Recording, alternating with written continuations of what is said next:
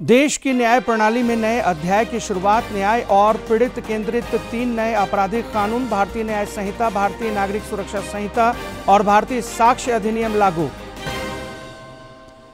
मुख्यमंत्री ने विकास और जन कल्याण की प्रतिबद्धता दोहराई। कहा, सरकार झारखंड को संवारने और विकसित बनाने के लिए प्रयत्नशील, मिल रहा लोगों को योजनाओं का लाभ। भाजपा के प्रदेश अध्यक्ष ने संथाल में आदिवासियों की कम होती जनसंख्या पर जताई चिंता। एसआईटी गठित कर जांच की मांग। नेता प्रतिपक्ष ने रोजगार के मुद्दे पर सरकार को घेरा। और राज्य में चक्रवातीय प्रवाह से कई इलाकों में बारिश का पूर्वानुमान। मौसम में बदलाव से आज से सरकारी स्कूलों में सवेरे 9 बजे से दोपहर 3 बजे तक पठन पाठन।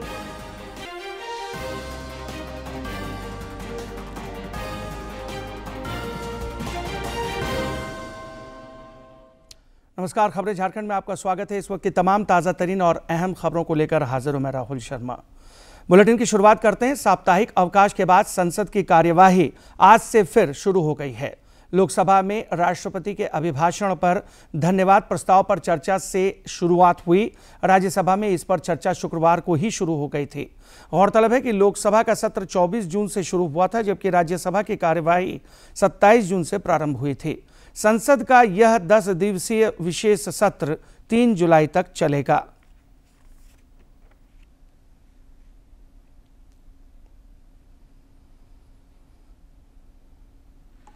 माननीय स्पीकर महोदय, आप एक बार फिर निर्वाचित होकर हमारे सदन के स्पीकर बने हैं। मैं आपको पूरे सदन की ओर से बहुत बहुत बधाई और आपके इस कार्यकाल के लिए शुभकामनाएं देता हूं। बड़ी संख्या में नए सदस्य 18वीं लोकसभा में चुनकर आए हैं। बहुत सारे पुराने भी आए हैं। नए वालों को भी और पुराने वालों को भी सदस्य चुनकर जो आए हैं, संसद के सदस्य बने हैं, आपको भी ढेरों शुभकामनाएं और बहुत बहुत बधाई देना चाहता हूं। देश की न्याय प्रणाली में आज से एक नए अध्याय की शुरुआत हो गई है। न्याय और पीड़ित केंद्रित 3 नए आपराधिक कानून, भारतीय न्याय संहिता, भारतीय नागरिक सुरक्षा संहिता और भारतीय साक्ष्य अधिनियम लागू हो गए हैं। 3 नए कानून, भारतीय न्याय संहिता 2023, भारतीय नागरिक सुरक्षा संहिता 2023 और भारतीय साक्ष्य अधिनियम 2023 लागू हो गए हैं। और भारतीय साक्ष्य अधिनियम 2023 देश भर में लागू हो गए हैं। नए कानूनों में ऐसे कई प्रावधान हैं जो न्याय की अवधारणा को मजबूत करते हैं और दंड पर आधारित ब्रिटिश कालीन गुलामी की मानसिकता वाले कानूनों से मुक्ति दिलाते हैं। दरअसल लगभग 160 साल पुराने कानून में ढेरों खामियां थी। वे समय के अनुरूप नहीं थे और लंबे वक्त से देश में नए कानूनों की जरूरत महसूस हो रही थी। मोदी सरकार ने इस दिशा में पहल की और लंबे मंथन और चर्चा के बाद सरकार ये कानून लेकर आई। तीनों नए कानूनों को 21 दिसंबर 2023 को संसद से मंजूरी मिली और राष्ट्रपति द्रौपदी मुर्मू ने 25 दिसंबर 2023 को अपनी सहमति दी। संसद में विधेयक पर चर्चा के दौरान गृह मंत्री अमित शाह ने तीनों कानूनों को ऐतिहासिक बताया। ऐतिहासिक सदन में माननीय अध्यक्ष जी, इंडियन पिनल कोड, इसकी जगह जो इंडियन पिनल कोड 1860 में बना, उसका उद्देश्य ही दंड देना था, उसका उद्देश्य न्याय देना नहीं था। उसकी जगह भारतीय न्याय संहिता 2023 इस सदन की मान्यता के बाद पूरे देश में अमल में आएगी। माननीय अध्यक्ष जी, सीआरपीसी क्रिमिनल प्रोसीजर कोड 1998, इसकी जगह भारतीय नागरिक सुरक्षा संहिता 2023 इस सदन की अनुमोदना के बाद अमल में आएगी और इंडियन एविडेंस एक्ट 1872 की जगह भारतीय साक्ष्य विधेयक 2023 अमल में आएगा। किसी दबाव या प्रभाव के चलते अब तक कई संगीन मुकदमे भी कोर्ट से वापस हो जाते थे, लेकिन 3 नए कानून लागू होने के बाद अब ये संभव नहीं होगा। अब न्यायालय में लंबित आपराधिक मामलों को वापस लेने के लिए पीड़ित को कोर्ट में अपनी बात रखने का पूरा अवसर मिलेगा। न्यायालय पीड़ित को सुनवाई का अवसर दिए बिना मुकदमा वापस लेने की सहमति नहीं देगा। नए कानूनों में समयबद्ध न्याय के लिए पुलिस और कोर्ट के लिए सीमाएं भी निर्धारित की गई हैं। अंग्रेजों के बनाए कानून खत्म हुए तो पहली बार छोटे अपराधों में सजा के तौर पर सामुदायिक सेवा का भी प्रावधान किया गया है। पुलिस विवेचना में अब तकनीक का उपयोग अधिक से अधिक होगा। इसके लिए डिजिटल साक्ष्यों को पारंपरिक साक्ष्यों के रूप में मान्यता दी गई है। EFIR और जीरो FIR की भी व्यवस्था की गई है। आतंकवाद व संगठित अपराध जैसे नए विषय भी जोड़े गए हैं। तो अब राजद्रोह नहीं, देशद्रोह का कानून है, जिसके तहत सरकार की आलोचना के नागरिकों के लोकतांत्रिक अधिकार तो सुरक्षित ही है, लेकिन देश विरोधी गतिविधियों के लिए कड़ी सजा का प्रावधान है। नए कानूनों की मूल भावना तकनीक का अधिक से अधिक प्रयोग कर यह सुनिश्चित करना है कि किसी भी स्थिति में शिकायतकर्ता का उत्पीड़न न हो और साथ ही कोई भी निर्दोष व्यक्ति दंडित न हो। विवेचक और इस प्रक्रिया से जुड़े किसी भी व्यक्ति के विवेक के बजाय किसी निष्कर्ष पर पहुंचने की प्रक्रिया तकनीक पर आधारित हो। इसके लिए फॉरेंसिक साक्ष्यों का उपयोग भी अधिक से अधिक सुनिश्चित किया गया है। नए कानूनों को लागू किए जाने को लेकर तमाम राज्यों में पुलिस के अलावा अभियोजन, कारागार, तकनीकी सेवाएं, राष्ट्रीय अपराध रिकॉर्ड ब्यूरो और पुलिस अनुसंधान ब्यूरो के साथ साथ राष्ट्रीय सूचना संचार सेवा ने भी राज्य सरकारों के साथ मिलकर पुलिस अधिकारियों, न्यायिक अधिकारियों और इससे जुड़ी सेवाओं के 6.25 लाख से ज्यादा लोगों को नए नियमों की ट्रेनिंग दी है। इनको बताया गया है कि कैसे अपराध के स्थान की फोटोग्राफी, वीडियोग्राफी करनी है, साक्ष्य कैसे जुटाने हैं, इनमें तकनीक के जरिए अचूक तरीका कैसे होना चाहिए, बयान दर्ज करने में भी तकनीक का प्रयोग और मानवाधिकारों का ध्यान सर्वोपरि रूप से रखने जैसे प्रशिक्षण दिए गए हैं। इसके अलावा NIC ने जो कोर्ट्स के लिए न्याय श्रुति, साक्ष्य और समन जैसे मोबाइल ऐप विकसित किए हैं, उनकी सहजता और कुशलता से इस्तेमाल की भी ट्रेनिंग दी गई है। Bureau report, DD news. इधर मुख्यमंत्री चंपाई सोरेन ने विकास और जन कल्याण की प्रतिबद्धता दोहराई है। मुख्यमंत्री ने सरायकेला खरसावां में कहा कि झारखंड को संवारने और विकसित बनाने के लिए गठबंधन सरकार सतत प्रयत्नशील है।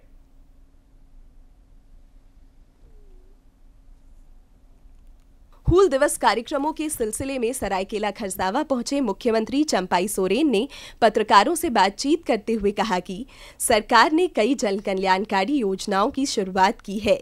आज जंगलों, पहाड़ों और दूरदराज के इलाकों में रहने वाले समाज के अंतिम व्यक्ति तक सरकार की योजनाएं पहुंच रही हैं। झारखंड को संवारना है, अच्छा से इसको विकास करना है। यहाँ का देवस्थान से लेके, शिक्षा से लेके, रोड रास्ता से लेके, यातायात सुविधा से लेके, हर तरह का सुविधा हमारी सरकार, गठबंधन की सरकार हर तरफ पर काम करके जनता के बीच में पहुंचाने का काम किया। अंतिम व्यक्ति जो जंगल के बीच का गांव में रहता है, उनका तक हम लोग हमारी योजना पहुंच गया। उन्होंने कहा कि शिक्षा, स्वास्थ्य, रोजगार और परिवहन समेत सभी क्षेत्र के लिए सरकार योजनाएं लेकर आई है। स्वास्थ्य सुरक्षा योजना के तहत राशन कार्ड धारियों को 15 लाख रुपए तक के इलाज का खर्च सरकार वहन करेगी। मुख्यमंत्री अब वह स्वास्थ्य बीमा योजना को ला रहा है, जिसे 15 लाख तक उसको चिकित्सा का सुविधा मिलेगी। एक सवाल के जवाब में उन्होंने कहा कि विधानसभा चुनाव में झामुमो और महागठबंधन पूरी मजबूती के साथ चुनावी मैदान में उतरने को तैयार है। पार्टी है, संगठन है, बड़ा मजबूत है, गठबंधन में मजबूत है, हमारा पार्टी का संगठन में मजबूत है, कहीं कोई दिक्कत नहीं है। मुख्यमंत्री ने सरायकेला खरसावां दौरे के क्रम में कुमडी और राजनगर में हूल दिवस पर आयोजित कार्यक्रमों में हिस्सा लिया। DD झारखंड के लिए ब्यूरो की रिपोर्ट। प्रदेश भाजपा अध्यक्ष बाबूलाल मरांडी ने पूरे संथाल में आदिवासी समुदाय की जनसंख्या घटने पर चिंता जाहिर करते हुए राज्य सरकार से SIT गठित कर जांच करने की मांग की है। संथाल दौरे के क्रम में पत्रकारों से मुखातिब होने के दौरान उन्होंने पाकुड़ और साहेबगंज के जनसंख्या आंकड़ों का हवाला देते हुए बताया कि आदिवासियों की जनसंख्या निरंतर घटना और वर्ग विशेष की जनसंख्या में अप्रत्याशित बढ़ोतरी खतरे की घंटी है। श्री मरांडी ने मुख्यमंत्री से स्पेशल टास्क फोर्स का गठन कर इस गंभीर मामले की जांच कराने का आग्रह किया। साथ ही आदिवासियों के जल, जंगल और जमीन की रक्षा के लिए मजबूत कदम उठाने की मांग की। हजारों लोगों ने शहीद हुए, बलिदान हुए और उसके परिणाम स्वरूप आज संथाल परगना भी बना और एसपीटी एक्ट भी मिला। लेकिन आज दुर्भाग्य ये है कि संथाल परगना के ऊपर एक अस्तित्व बचाने की बड़ी संकट और समस्याएं खड़ा हुआ। तो मैं जरूर कहूँगा कि आज के तारीख में हम सबको ये विचार करना चाहिए कि भाई संथाल परगना में विभिन्न प्रकार से अगर आज़ाद भारत में हम 75 वर्ष पूरा किए, अगर आज़ाद भारत की हम लेते हैं 1951 से लेकर के 2011 तक जो सेंसस हुआ है, तो ये आबादी लगातार हमारे यहाँ घटती चली गई। अब ये चिंता का विषय है। इधर नेता प्रतिपक्ष अमर कुमार बावरी ने राज्य की महागठबंधन सरकार पर युवाओं को भ्रमित करने और ठगने का आरोप लगाया है। प्रतिपक्ष अमर कुमार बावरी ने राज्य की महागठबंधन सरकार पर युवाओं को भ्रमित करने और ठगने का आरोप लगाया है। नेता प्रतिपक्ष अमर कुमार बावरी ने रांची में पत्रकारों से बातचीत करते हुए कहा कि रोजगार के मोर्चे पर सरकार विफल साबित हुई है।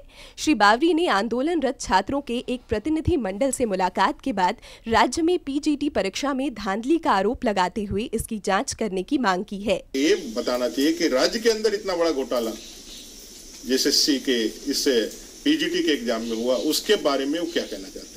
इसकी जांच होनी चाहिए और इसकी जांच की डिमांड हम लोग राज्य की सरकार से करने वाले हैं। उन्होंने युवाओं और रोजगार के मुद्दे पर सड़क से सदन तक सरकार को घेरने का ऐलान किया। युवाओं के विषय इस बार प्रखरता से उठेगा। पीजीटी के मामले में लोगों को न्याय मिले, नौकरियां मिलनी चाहिए। हम लोगों का पहला सबसे बड़ा हमारा जो है ये डिमांड है नौकरी। श्री बावरी से मिलने आए अभ्यर्थियों ने भी पीजीटी परीक्षा मामले में न्याय की गुहार लगाते हुए गंभीर आरोप लगाए। मामला ऐसा है कि एक ही सेंटर से 500 लोग पास हो गए। 3120 पदों के लिए ये एग्जाम हुआ था, उसमें से मात्र 6 सेंटर से 1684 बच्चे पास हो गए।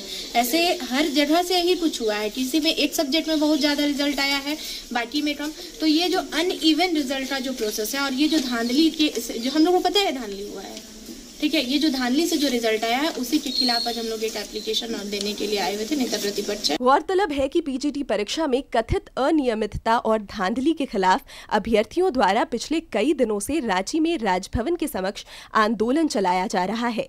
छात्रों के एक प्रतिनिधि मंडल ने इस सिलसिले में नेता प्रतिपक्ष को भी ज्ञापन सौंपा है। रांची से ब्यूरो की रिपोर्ट। केंद्रीय महिला एवं बाल विकास मंत्री अन्नपूर्णा देवी ने प्रधानमंत्री नरेंद्र मोदी के आह्वान पर अपने दिल्ली स्थित आवासीय परिसर में अपनी मां की उपस्थिति में उनके सम्मान में एक पौधारोपण किया। केंद्रीय मंत्री ने इससे संबंधित एक वीडियो साझा कर सभी से इस अभियान से जुड़ने की अपील की है।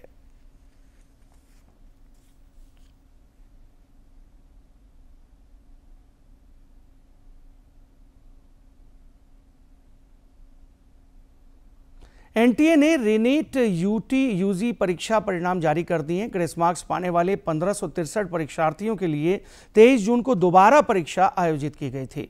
परीक्षा नतीजे एनटीए की वेबसाइट पर देखे जा सकते हैं। एनटीए ने 1563 स्टूडेंट्स को दोबारा परीक्षा देने का मौका दिया था। 1563 में से 813 छात्र ही 23 जून को हुई पुनर्परीक्षा में शामिल हुए थे। इन छात्रों के संशोधित स्कोर कार्ड जारी कर दिए गए हैं। नीट यूजी री एग्जाम के लिए उपस्थित होने वाले छात्र एनटीए की आधिकारिक वेबसाइट exam.nta.ac.in पर अपने रिजल्ट चेक कर सकते हैं। दरअसल पेपर लीक और अनियमितताओं के कारण नीट यूजी 2024 जांच के दायरे में है। वस्तु एवं सेवा कर जीएसटी के आज 7 साल पूरे हो गए हैं। जीएसटी व्यवस्था ने राज्य और केंद्रीय करों की जटिलताओं को कम किया है। इससे राजस्व में बढ़ोतरी हुई है और ग्राहकों को भी इसका फायदा मिला है। जीएसटी यानी वस्तु एवं सेवा कर। जीएसटी के बनने पर एक नजर। भारत में जीएसटी का विचार पहली बार अटल बिहारी वाजपेयी के प्रधानमंत्रित्व काल में सामने आया। काफी जद्दोजहद के बाद मार्च 2011 में जीएसटी लागू करने के लिए संविधान में 115वां संशोधन किया गया, परंतु विपक्षी राजनीतिक असहमति के चलते अगस्त 2013 में 15वीं लोकसभा के भंग होने के कारण विधेयक निरस्त हो गया। फिर 19 दिसंबर 2014 को संविधान में 122वां संशोधन लाकर विधेयक को लोकसभा में पेश किया गया। मई 2015 में इसे लोकसभा द्वारा पारित किया गया। 22 जुलाई 2015 को आम सहमति के आधार पर 1 अगस्त 2016 को संविधान संशोधन विधेयक पेश किया गया।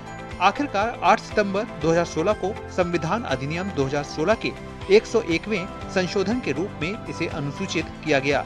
फिर 12 अप्रैल 2017 को इसे अधिनियम के रूप में अधिनियमित किया गया। 1 जुलाई 2017 की मध्यरात्रि से माननीय प्रधानमंत्री नरेंद्र मोदी द्वारा भारत के तत्कालीन राष्ट्रपति श्री प्रणब मुखर्जी की उपस्थिति में जीएसटी का शुभारंभ किया गया। जीएसटी के कुछ मुख्य उद्देश्य व जनता को लाभ। कर प्रणाली को आसान बनाना। जीएसटी ने राज्य एवं केंद्रीय करों की जटिलता को खत्म किया। जीएसटी ने उपभोक्ता पर पड़ने वाले टैक्स को कम किया। कर दाखिल करने और रिफंड पाने में आसानी हुई। कर चोरी में कमी आई। जीएसटी लागू होने से महंगाई पर भी लगाम लगी। जीएसटी लागू होने से पूरे देश में वस्तुओं की कीमत समान रूप से लागू हुई। घरेलू उपभोग की वस्तुओं की कीमतों में गिरावट आई। सीबीआईसी के आंकड़ों के मुताबिक खुली छाछ, दही, आटा, कॉस्मेटिक, टेलीविजन, मोबाइल फोन और रेफ्रिजरेटर जैसी वस्तुएं जीएसटी लागू होने के बाद सस्ती हुई। जीएसटी ने जहां आम आदमी की पॉकेट के बजट और व्यापारियों के व्यापार को सरल बनाया, वहीं सरकार को भी उससे कई लाभ मिले। जीएसटी से सरकार को लाभ। जीएसटी लागू किए जाने से करों में चोरी रुकने से सरकार के खजाने में राजस्व का इजाफा हुआ। एक सरल और मजबूत आईटी प्रणाली ने प्रशासन की कर प्रणाली को आसान बनाया। व्यापारियों द्वारा कर देयता के अनुपालन करने से सरकार को इसका फायदा हुआ। जीएसटी लागू होने से व्यापार में पारदर्शी व्यवस्था ने स्थानीय और विदेशी निवेश को प्रोत्साहित किया।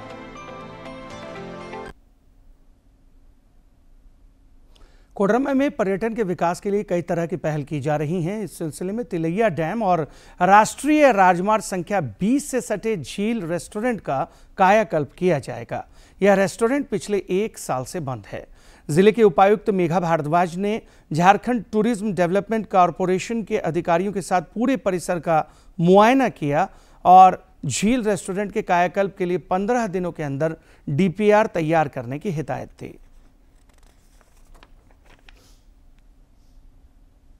कोई ऐसा एसेट नहीं है जो टूरिज्म के दृष्टिकोण से, और चूंकि लोग काफ़ी ज़्यादा आते हैं यहाँ पे, तो हम लोग अभी एक पार्क जैसे डैम के पास बनवा रहे हैं। वो तो जिला स्तरीय बन रहा है, बट उसी को एक बड़ा रूप देने के लिए, और ये जो झील रेस्टोरेंट का एरिया वेस्ट हो रहा है, तो इसी के लिए एक प्रस्ताव जो है वो हम लोग रेडी करा रहे हैं, ताकि विभाग से उसकी अनुमति मिल जाएगी तो फिर इसमें विभाग के द्वारा। और अब समाचारों में लेते हैं एक छोटा सा विराम।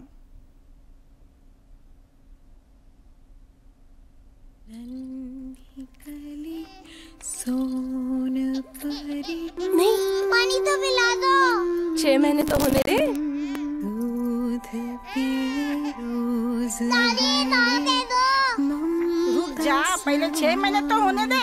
उसमें क्यों नहीं? क्योंकि 6 महीने से पहले कुछ और खिलाया पिलाया तो हो जाएगा 10।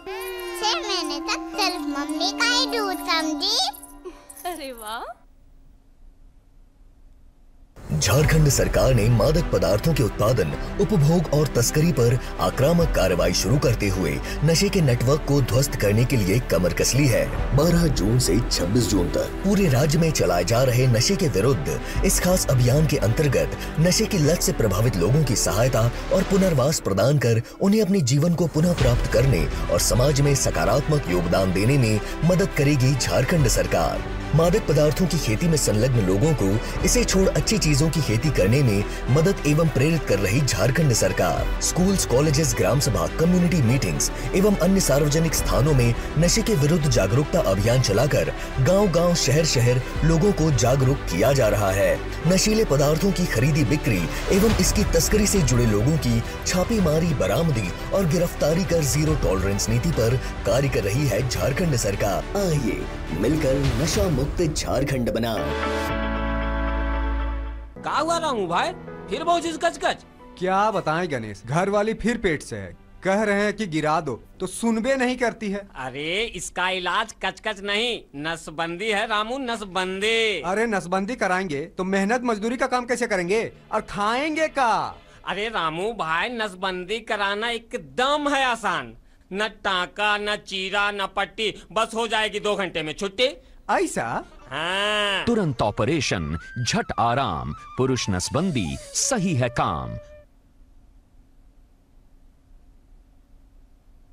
झारखंड सरकार ने मादक पदार्थों के उत्पादन, उपभोग और तस्करी पर आक्रामक कार्रवाई शुरू करते हुए नशे के नेटवर्क को ध्वस्त करने के लिए कमर कस ली है। 12 जून से 26 जून तक पूरे राज्य में चलाए जा रहे नशे के विरुद्ध इस खास अभियान के अंतर्गत नशे की लत से प्रभावित लोगों की सहायता और पुनर्वास प्रदान कर उन्हें अपने जीवन को पुनः प्राप्त करने और समाज में सकारात्मक योगदान देने में मदद करेगी झारखंड सरकार। मादक पदार्थों की खेती में संलग्न लोगों को इसे छोड़ अच्छी चीजों की खेती करने में मदद एवं प्रेरित कर रही झारखंड सरकार स्कूल्स, कॉलेजेस, ग्राम सभा, कम्युनिटी मीटिंग्स एवं अन्य सार्वजनिक स्थानों में नशे के विरुद्ध जागरूकता अभियान चलाकर गांव-गांव, शहर-शहर लोगों को जागरूक किया जा रहा है। नशीले पदार्थों की खरीदी बिक्री एवं इसकी तस्करी से जुड़े लोगों की छापेमारी, बरामदी और गिरफ्तारी कर जीरो टॉलरेंस नीति पर कार्य कर रही है झारखंड सरकार। आइए मिलकर नशा मुक्त झारखंड बनाएं।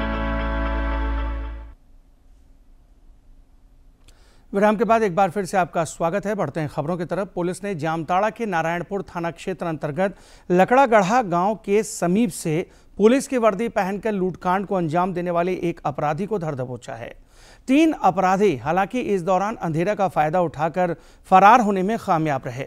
पुलिस ने एक 4 पहिया वाहन से देसी पिस्टल, ड्रैगन लाइट और वर्दी समेत अन्य सामान भी बरामद किए हैं। जामताड़ा एसडीपीओ अब्दुल रहमान ने बताया कि पूछताछ में गिरफ्तार अपराधी ने आपराधिक गतिविधियों में संलिप्तता स्वीकार कर ली है। पुलिस गहन छानबीन में जुटी है। थाना की जो पुलिस है उसको कुछ संदिग्ध लोग मिले और कुछ संदिग्ध लोगों से सत्यापन किया गया, जिसमें कि एक बोलेरो गाड़ी मिली जिसमें कि 4 लड़के थे, जिसमें कि एक लड़का पड़ा है सफाकत अंसारी जो कि नारायणपुर रहने वाला था। साथ में इनके पास से एक देसी पिस्टल मिला है 7.65 और इन्हीं के पास से 2 मोबाइल जब्त हुआ है और पुलिस की कुछ वर्दी और पुलिस का जो इक्विपमेंट है जैसे कि सोलर लैंप, उसके बाद लाठी बरामद हुआ है। इनका जो स्वीकृति बयान में उन्होंने अपराध स्वीकार किया। इधर यात्रियों की सुविधा के लिए रांची नई दिल्ली साप्ताहिक समर स्पेशल ट्रेन के परिचालन की अवधि में विस्तार किया गया है। ये साप्ताहिक समर स्पेशल ट्रेन 5 जुलाई से 26 जुलाई तक प्रत्येक शुक्रवार को रांची से प्रस्थान करेगी। उसी प्रकार नई दिल्ली रांची साप्ताहिक समर स्पेशल ट्रेन 6 जुलाई से 27 जुलाई तक प्रत्येक शनिवार को नई दिल्ली से प्रस्थान करेगी। ट्रेन की समय सारणी, ठहराव और कोच संयोजन पूर्ववत रहेंगे। और आइए अब देखते हैं फटाफट अंदाज में जिलों से जुड़ी खबरें।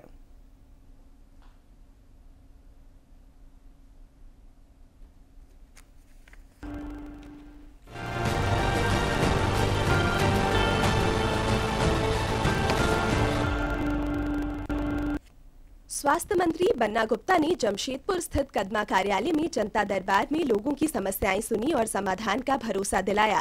उन्होंने इस दौरान विकास और जन कल्याण की प्रतिबद्धता दोहराई। कोडरमा लोकाई पंचायत अंतर्गत नेताजी सुभाष चंद्र बोस आवासीय विद्यालय सह छात्रावास निर्माण कार्य का शिलान्यास हुआ। इस मौके पर विधायक डॉक्टर नीरा यादव, उपायुक्त मेधा भारद्वाज और जिला परिषद अध्यक्ष रामधन यादव समेत अन्य लोग मौजूद थे। गढ़वा उपायुक्त ने समाहरणालय सभागार में बैठक आयोजित कर विकास और जन कल्याण से जुड़ी योजनाओं की समीक्षा की।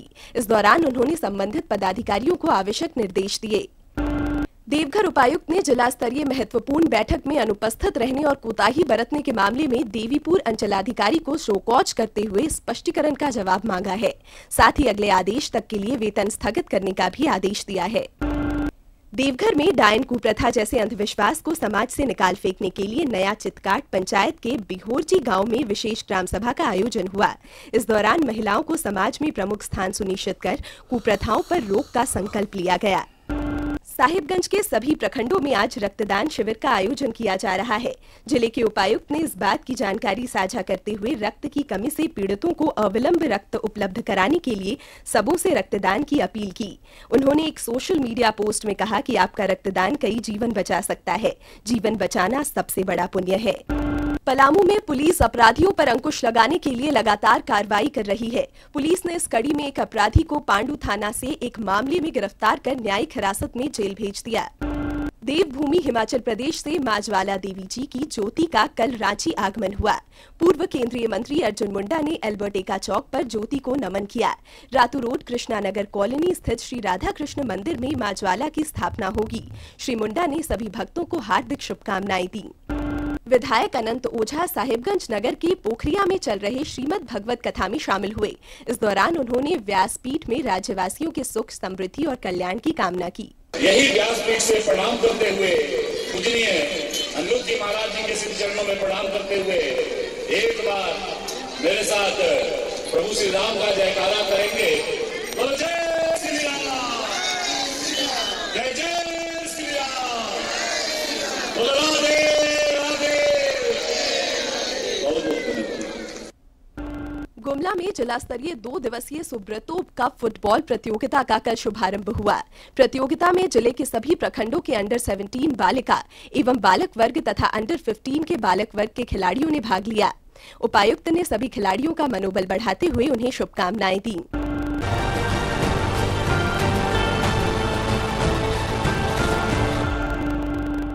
और अब मौसम। राज्य के पूर्वी हिस्सों और आसपास के क्षेत्रों में चक्रवाती प्रवाह शिफ्ट कर गया है। मौसम विज्ञान केंद्र रांची ने बताया कि आज और कल राज्य के उत्तर पूर्वी और उससे सटे मध्य भागों में भारी बारिश का पूर्वानुमान है। तापमान की बात करें तो अगले 24 घंटे के दौरान इसमें 2 से 3 डिग्री सेल्सियस तक की गिरावट हो सकती है। राज्य में स्कूलों की टाइमिंग में आज से बदलाव हुआ है। स्कूली साक्षरता विभाग के निर्देश के अनुसार अब सरकारी स्कूलों में सवेरे 9 बजे से दोपहर बाद 3 बजे तक पठन पाठन का कार्य होगा। राज्य में भीषण गर्मी के मद्देनजर कक्षाएं पूर्व में 7 बजे सुबह से 1 बजे दोपहर तक संचालित की जा रही थीं। मौसम बदलने के साथ ही इसमें फेरबदल किया गया है। और इस बुलेटिन में फिलहाल इतना ही। दीजिए इजाजत, लेकिन चलते चलते एक नजर अब तक की सुर्खियों पर। देश की न्याय प्रणाली में नए अध्याय की शुरुआत। न्याय और पीड़ित केंद्रित 3 नए आपराधिक कानून, भारतीय न्याय संहिता, भारतीय नागरिक सुरक्षा संहिता और भारतीय साक्ष्य अधिनियम लागू। मुख्यमंत्री ने विकास और जन कल्याण की प्रतिबद्धता दोहराई। कहा, सरकार झारखंड को संवारने और विकसित बनाने के लिए प्रयत्नशील, मिल रहा लोगों को योजनाओं का लाभ। भाजपा के प्रदेश अध्यक्ष ने संथाल में आदिवासियों की कम होती जनसंख्या पर जताई चिंता। एसआईटी गठित कर जांच की मांग। नेता प्रतिपक्ष ने रोजगार के मुद्दे पर सरकार को घेरा। और राज्य में चक्रवातीय प्रवाह से कई इलाकों में बारिश का पूर्वानुमान। मौसम में बदलाव से आज से सरकारी स्कूलों में सवेरे 9 बजे से दोपहर 3 बजे तक पठन पाठन।